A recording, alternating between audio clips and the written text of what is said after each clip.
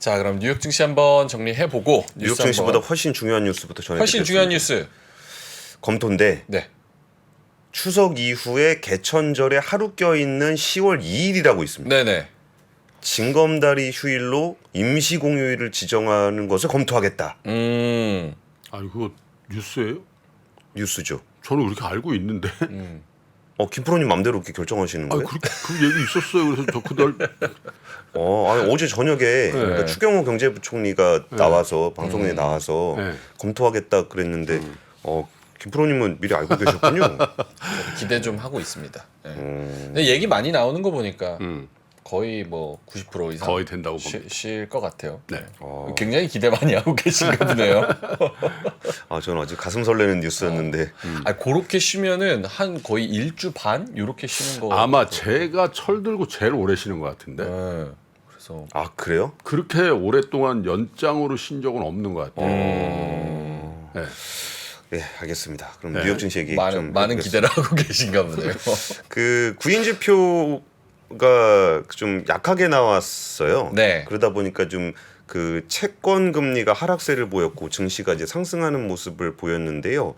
사실 경기가 많이 좋지 않다면 이제 기준 금리를 추가로 올리지 않을 거다라는 기대가 좀 있는 거고, 그리고 이제 파월 의장이 이제 그 잭슨 홀 미팅 이후에 이제 9월 FOMC까지 특별한 액션은 없을 거거든요. 그러니까 학생주임 선생님 잠깐 어디 갔다는 소식이 전해지다 보니까 이제 증시가 다시 고개를 들었고 테슬라, 엔비디아 같은 기술주가 강세를 보였습니다. 다우존스 지수를 같이 보시면은 0.85%가 올랐고요. 나스닥은 1.74%, S&P 500은 1.45%가 올랐습니다.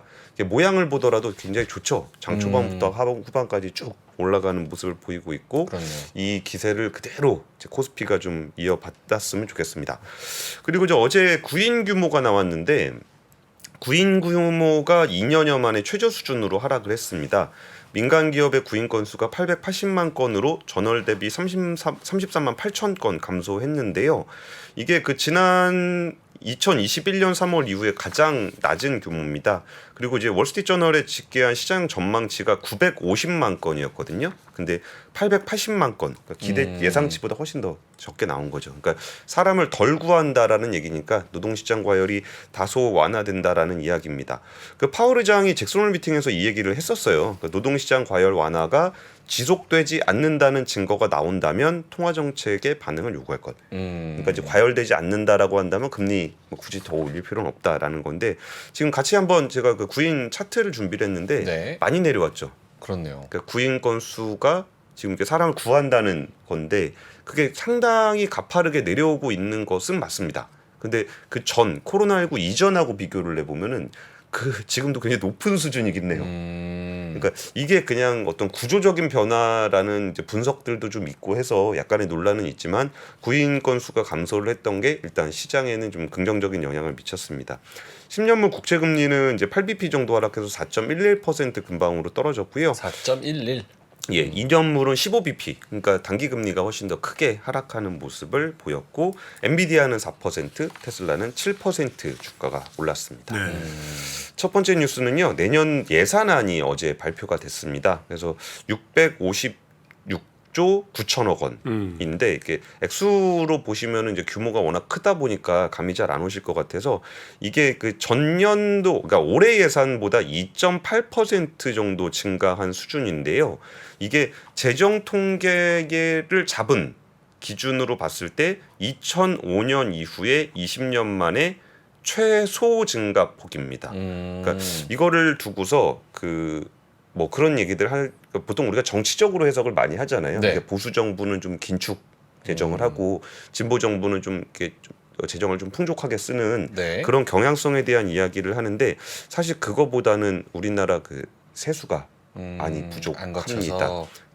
사실 이전에 코로나19 때는 전 세계 정부가 돈을 좀 많이 쓰는 상황이었고, 그리고 의외로 코로나19로 인한 경제에 미친 영향이 상대적으로 덜했습니다. 뭐 자영업자분들은 많이 힘드셨겠지만 수출 같은 것들이 굉장히 좋았거든요. 근데 그리고 그때 또 이제 부동산 가격도 많이 오르다 보니까 네. 부동산 관련한 세수도 많이 늘었었는데, 이번에는 부동산 거래도 많이 줄어들어 있고 수출 지표도 좀 안 좋다 보니까 세수가 좀 안 좋은 그런 상황입니다.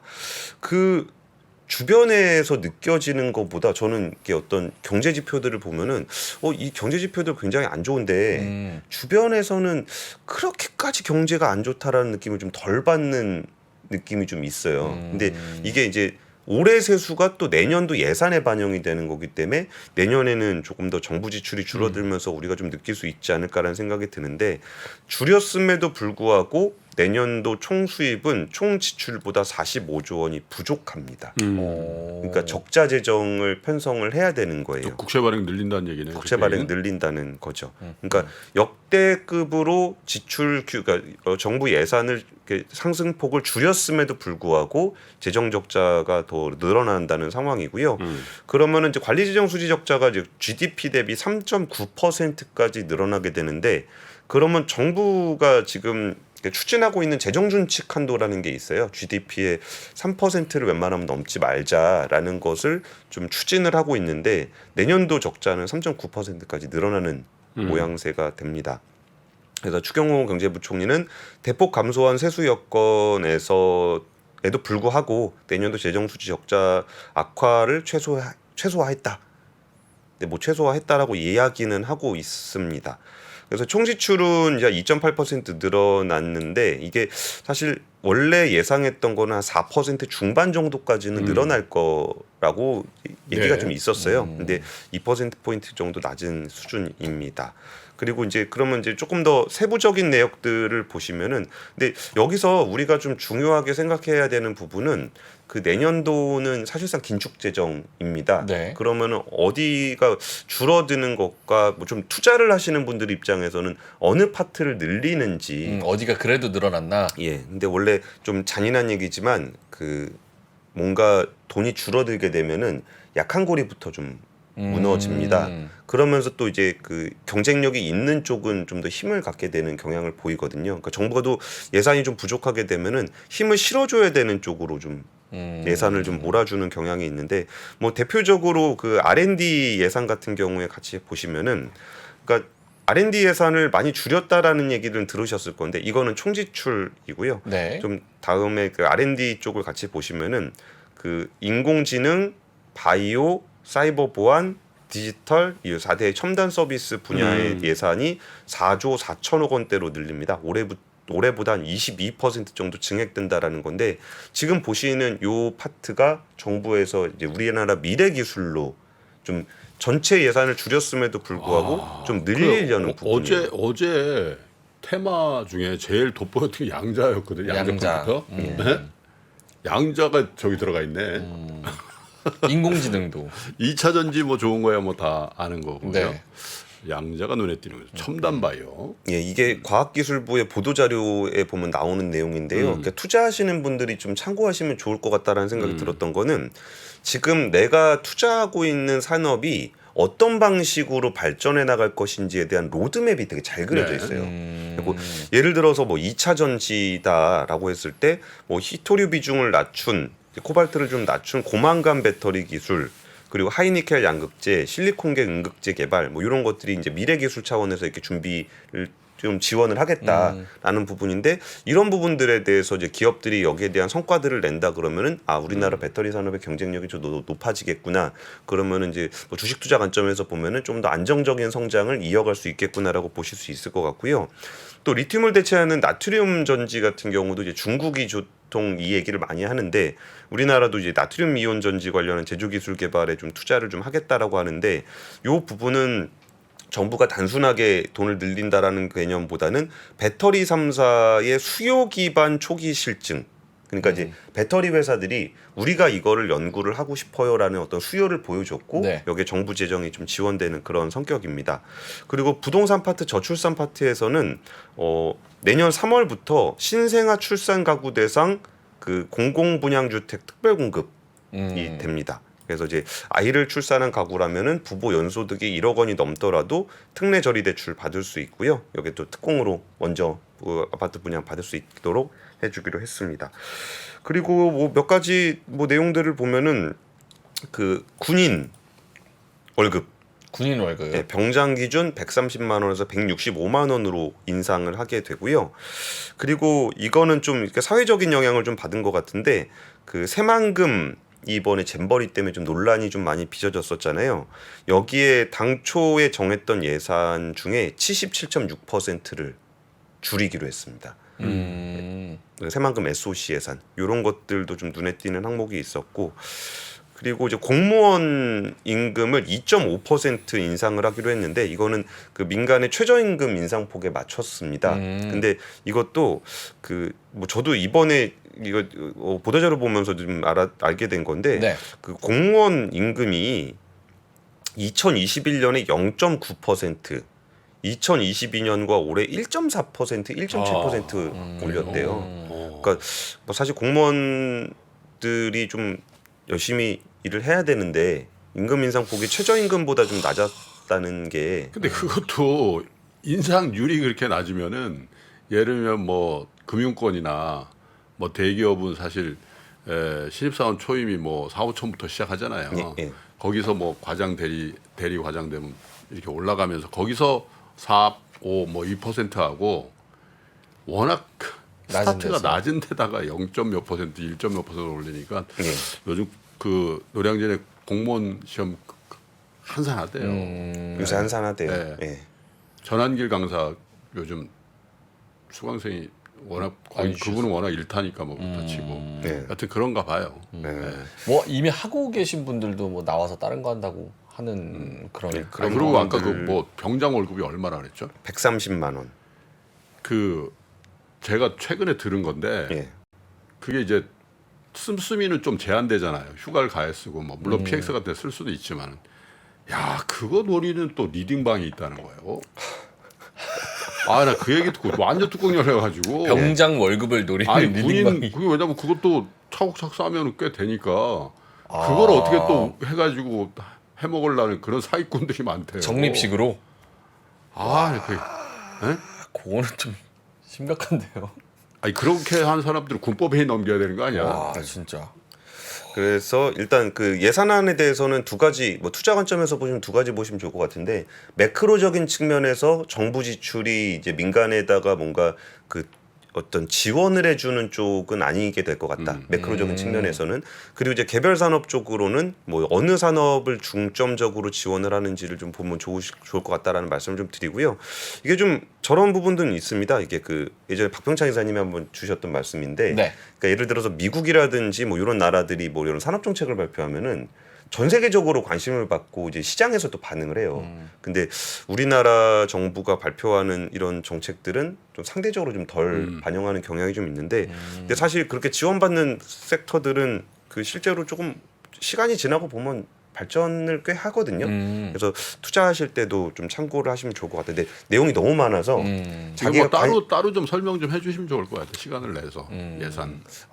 컨텐츠로. 예, 그것도 좋을 것 콘텐츠로. 같고요. 그 또 이제 자기가 관심 있는 부분에 대해서 네. 따로 찾아보시는 것도 괜찮을 것 같아요. 나한테 해당하는 게 뭐가 그러니까요. 있는지 네. 그런 것도 좋을 것 같습니다. 근데 저기 아까 그 보여주신 그 그래프에서 양자도 있고 뭐 인공지능이 있고 바이오 있고 이거 있잖아요. 예. 투자하려면 기본적으로 요 정도 사이버 보안 요 정도까지는 다 공부를 좀 해야 된다고 봐야겠네요. 그렇죠.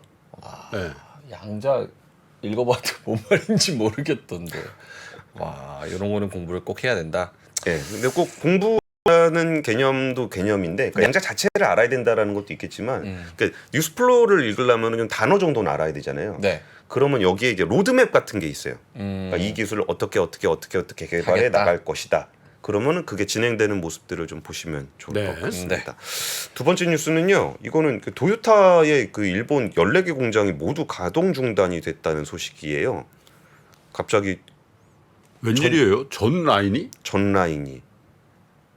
그래가지고 이게 원인이 뭔가라 그랬더니 네. 부품 발주 관리하는 시스템 오작동이라는 겁니다. 이게 부품 발주 관리는 사실 도요타의 핵심 경쟁력 그렇죠. 있잖아요. 근데 이 시스템의 오작동을 받아서 그런 거라는데, 사실 지난 3월에 거래처가 그 해킹을 당해서 사이버 공격을 받아가지고 그 공장에다 중단이 된 적이 있었거든요. 근데 이번에는 사이버 공격 관련한 얘기는 아니라고 합니다. 그래서 이번에 공장 중단, 보통 하루에 한 13,000대 정도의 자동차를 만들고 있다는데 네. 좀 생산 차질이 어느 정도 좀 예상이 될 것 같습니다. 근데 사실 제가 오늘 그 도요타 얘기를 중점적으로 드리려고 그랬던 거라기보다 이 제조업 쪽의 얘기가 사실 전 세계적으로 지금 그 제조업을 다시 키우고 싶어서 네네. 뭐 미국에서도 리슈어링 한다 그러고 막 그러고 있잖아요. 근데 우리나라가 경제가 좀 안 좋은 거를 조금 객관적인 측면에서 한번 보고 싶었어요. 왜 이렇게 우리가 안 좋은가? 그랬는데 보니까 지금 그 제조업 국가들이 대체로 어려워요. 그러니까 3대 제조 선진국이라 그러면 미국, 그러니까 한국, 일본, 독일 있잖아요. 근데 일본은 뭐 엔저 효과가 좀 있다고 하지만 독일이 요새 정말 독일이 어렵다. 어렵다고 합니다. 그래서 지금 월스트리트저널의 보도에 따르면 IMF가 전 세계 주요 경제국 중에 유일하게 역성장할 나라로 독일을 꼽았습니다. 그리고 이번에 2분기 GDP가 0%입니다. 경제 성장률이. 그리고 1분기에는 0.1% 감소했고요. 아 그래요. 예, 작년 4분기에는 0.4%가 감소했습니다. 그러니까 지금 이 얘기를 지적을 하는데 어쩌면 우리나라를 보는 듯한 느낌을 받을 정도예요. 그러니까 여기도 사실 그 중국이 성장을 하면서 중국이 이제 거기에 공작기계 같은 자본재 수출을 하면서 독일이 굉장히 많이 성장을 했다라는 거고 그 이후에 이제 디지털 기술 쪽으로 발전을 잘 못했다라는 점을 월스트리트저널이 지적을 하고 있어요. 그러면서 그냥 그 중국에다가 장사를 하는 그 효과를 경제의 어떤 성장 동력으로 삼았는데 네. 요즘에 중국 경제가 안 좋다 보니까 독일 경제도 좀 안 좋아졌다라는 얘기를 하고 있는 겁니다. 그리고 여기에 더해서 그러니까 중국의 업체들이 경쟁력을 갖기 시작하면서 독일하고 경쟁을 하는 구조가 돼버렸다는 거예요. 그 대표적인 품목으로 이제 자동차를 하고 있는데 독일하면 자동차. 명리천님도 자동차 좋아하시나요? 엄청 좋아하죠. 아, 그러니까 독일 자동차들의 인기가 예전에 비해서는 조금 떨어진 것 같기도 한데 근데 이게 여기서 뭐 전기차 분야나 이런 데는 독일 차가 좀 영 재미를 못 보고 있잖아요. 근데 독일 차 하면은 뭐 우리가 흔히 얘기할 비싼 차, 뭐 BMW나 네. 벤츠나 뭐, 네. 뭐 포르쉐나 이런 것들은 아직까지도 굳건한 것 같아. 근데 그 메르세드 벤츠나 저 BMW 중에서도 아예 고가 있잖아요. 뭐 S 클래스라든지 뭐 7시리 이런 마이바흐 것들은 막 이런 괜찮은 것 같아요. 네. 근데 거기 밑에서 싸거나 아니면 그거보다 더 싼 거 있죠. 뭐 폭스바겐이나 이런 네, 것들은 네. 내가 폭스바겐 꼭 타야 되나? 아, 난 사실 아반떼 타는 게 낫지 않나?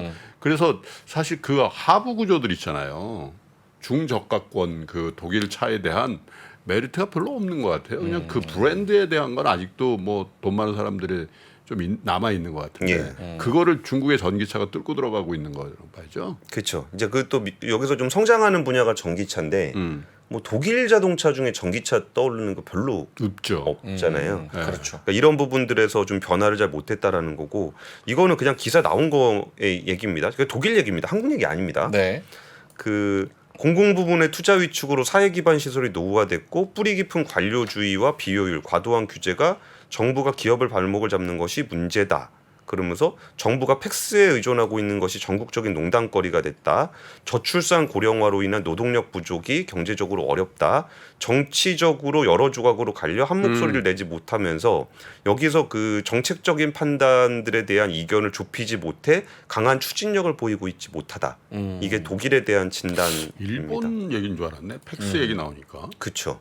그러니까 우리가 독일은 그 일본은 그런 나라라는 걸 좀 알고 있었는데 독일은 좀 다르지 않나라고 생각했었는데 사실 그 일본과 독일 그 제조 국가들이 좀 비슷한 양상을 좀 보이고 있고 사실 우리나라도 여기에 초입에 좀 들어선 것 같은 느낌도 있어요. 그러니까 우리나라는 이제 빠른 성장을 하다 보니까 이제 그 다음 단계로 넘어가는 건데 이런 독일의 사례들을 좀 보면서 우리나라라든지 아니면 전 세계적인 제조 강국들이 처해 있는 상황을 좀 돌아볼 수 있는 네. 보도여서 좀 준비를 했습니다. 또 독일차가 중국 시장이 크잖아요. 근데 이제 거기서 많이 쫓겨나는 거죠. 근데 중국에서는 자체적으로 공장 돌려가지고 네. 거기는 이제 또 롱휠 베이스 모델이라고 사실은 뭐 E 클래스 이런 것도 가격은 거의 1억 가까이 혹은 1억 넘는데 뒷자리 보면은 소나타보다 좁잖아요. 맞아요. 그래서 중국은 롱휠 베이스라고 뒷자리 조금 더 넓게 만들어서 자체 공장에서 또 뽑잖아요. 네, 네. 그러니까 그게 이제 독일 쪽의 GDP 쪽에 안 잡히는 거 아닌가 이런 생각도 좀 드네요. 그러니까 중국에서 팔리는 거는 중국에서 또 생산하니까 그래서 좀 어렵지 않나 이런 생각도 듭니다. 예, 그리고 세 번째 뉴스는요. 그 캐나다에 있는 정프로님에 대한 소식을 직접 준비했습니다. 뉴스 3으로 뉴스 3으로 준비했습니다. 아니 방송 안 하니까 신문에도 나긴 나더라고. 그 아저씨는. 신문에도 예. 정프로님 연결돼 계신가요? 예. 어떻게 네, 뭐 끼고 반갑습니다. 정프로입니다. 하면? 어우 잠시만요. 저희가 여기 조금 안 들리는 상황이라서 아, 저 옷은 아, 나한테는 들리는데. 붙어 있는 이거죠, 이거. 요거 네, 이걸 제가 같이 나눠서 이걸 끼라고. 좀 잠시만 네네. 기다려 아유, 주세요. 반갑습니다. 아, 정프로님. 네. 저 옷은 몸에 붙어 있는 옷이에요? 아, 근데 네네. 상태가 아이고. 어떠신가? 아유, 잘 지내고 계시죠? 저는 뭐 요양하면서 요양. 좀 맑은 공기 좀 마시고 있습니다. 아, 쉬시니까 면도도 안 하시고 되게 편해 보이십니다. 예, 아유 고맙습니다. 이곳이 지금 산불이 난리예요. 네. 아, 네, 산불이 지금 5월부터 나왔고 아직까지 꺼지질 않고 있습니다. 아, 그래요? 예, 그래서 지금 네. 캐나다의 그 GDP까지 영향 줄 정도로 굉장히 큰 산불이 이어지고 있고요.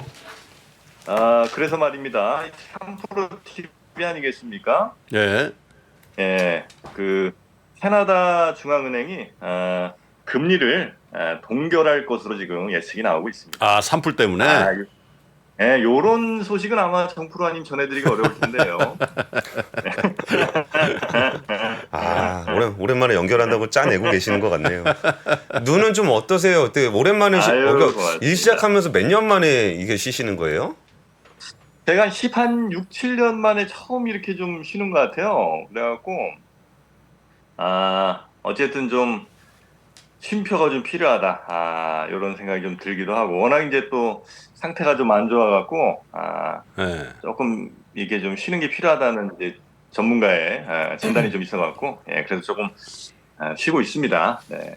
아니, 내가 얘기한 그 병원에 가보라고. 예. 어디 병원이요? 아, 밴쿠버에 그 병원 유명한 데 있어. 눈 관련해서요? 예. 그렇습니까? 까먹었구나. 다시 주소 다시 줄게. 네네네. 네. 그 눈은 좀 쉬니까 좀 상태가 좀 괜찮은가요? 확실히 좀 어때요? 지금까지는 예. 아무 도움은 안 되고 있습니다. 사실상 애들이 셋이라 애들 그 부양하는 게 보통 일이 아니에요. 그럼 빨리 와, 그러면. 그냥 오세요, 그럼. 그냥 와.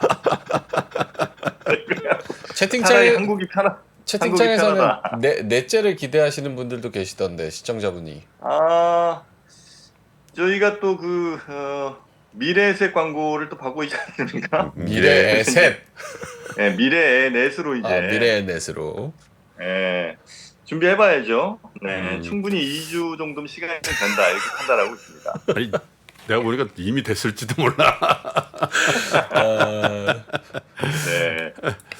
그나저나 어떻게 한국 3프로 TV는 잘 돌아가고 있죠? 지금 명앵커님이 정프로님의 그 모든 자리를 메우느라 머리를 안 감고 있다는. 우리 명민준 앵커가 정말 훌륭한 인재라고 저는 보고 있습니다. 네, 우리 3프로 TV에서도 아주 중요한 역할을 좀 많이 좀 해줘야 됩니다. 우리 명민준 앵커. 저도 점점 눈이 좀 뻑뻑해지는데 이거 전조 증상이라고 봐야 되나요? 그렇게 한 3, 4년 돌다 보면 선글라스를 저절로 끼게 될 겁니다. 큰일 났네. 자, 우리 정프로 뭐 워낙 궁금해하시는 분들도 많고 해서 연결했는데 지금 몇 시입니까, 거기? 여기가 지금 가만히 계시 보세요. 아니, 이거 지금 서울 어딘가에 있는 거 아니야? 잠깐만 사정 할 테니까 잠깐만 계셔봐요. 지금 혹시 고시원 아닙니다. 7시 57분 아니죠? 7시 57분이요? 네. 아침이죠 거기 지금? 네. 여기가 7시 57분입니다. 그렇죠. 네. 이거 시계가 안 나오지 이거? 당황하는 연기를 하시네. 숫자 계산하고 계신 것 같은데. 여기 거의 하여튼 이제 해가 이제 지고 있나? 너무 맑은데 선글라스로 다 비춥니다. 그래요. 어쨌든 저 아이들도 잘 케어하고 건강 관리 잘 해서 빨리 좀 돌아오십시오. 알겠습니다. 하여튼 얼른 건강 잘 좀 챙겨갖고 여러분께 건강한 모습으로 다시 돌아가도록 하겠습니다. 하여튼 고맙습니다. 명민준 앵커도 고생 많으시고요. 네, 고맙습니다. 권 기자님, 우리 네, 김프로님도 너무너무 고맙습니다. 예, 네. 감사합니다. 네, 시청자 여러분 안녕히 계세요. 뭔가 이제 하와이에 간다 그러고 부엌 하와이를 간 것 같은 느낌이 100% 좀. 강남 하얏트 호텔인 것 같습니다. 100%. 저 환풍구가. 네. 어쨌든 빨리 뭐 건강 회복하셔서 네, 뭐 캐나다에서 회복을 하든 뭐 한국에서 회복을 하든 한국만 해서 오면 되지 않을까 싶습니다. 장 시작 전부터 종료까지 쏟아지는 수많은 뉴스와 정보들. 이 중에서 어떤 것이 투자에 정말 도움이 되는 정보일까요? 3프로의 증시 셔터맨 박근영 마스터가 직접 정보를 선별하고 투자의 힌트를 드립니다. 시간도 아끼고 투자 아이디어도 얻는 시간, 박근영 부장의 마켓 힌트와 함께 하세요. 자세한 사항은 3프로TV 앱과 홈페이지를 확인하세요.